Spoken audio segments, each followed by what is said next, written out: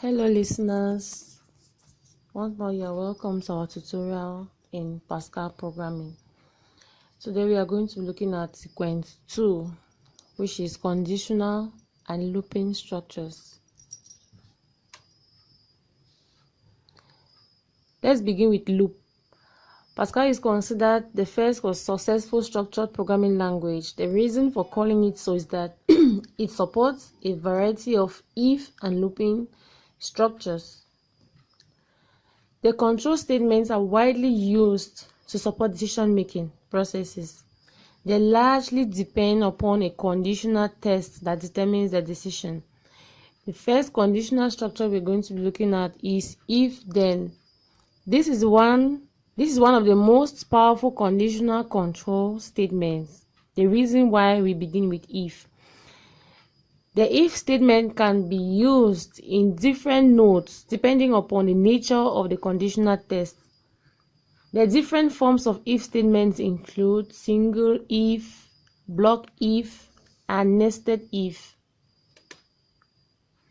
We can also include an optional clause called else, along with a simple if statement. The general form is, as you can see on the screen, if Boolean expression, then statement, else statement. For example, let's write the syntax to display the number of students who passed or failed in English.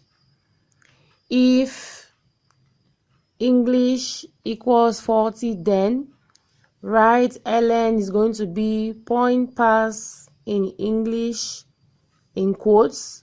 We close the bracket else, write ln again, we open the quotes, fail in English. Please note that there is no semicolon before else, and else is considered as an identifier if there is a semicolon before it. Logical constants are also assigned to variables provided if they are declared as Boolean. The next looping structure we are going to be looking at is case statements. We're done with if. Case statement is a multiple branching control statement, and this type is very useful for decision making when more than one case is involved. We have seen that if statement enables us to design multiple way decisions in a program. Repetition. In some programming problems, if some form of physical count is to be maintained, the execution requires the main part 1 body of the program to be repeated. This is sometimes called a loop, where execution will branch back to a loop depending on a certain condition. Repetitive statements causes one or more statements to repeat. Next is for loop.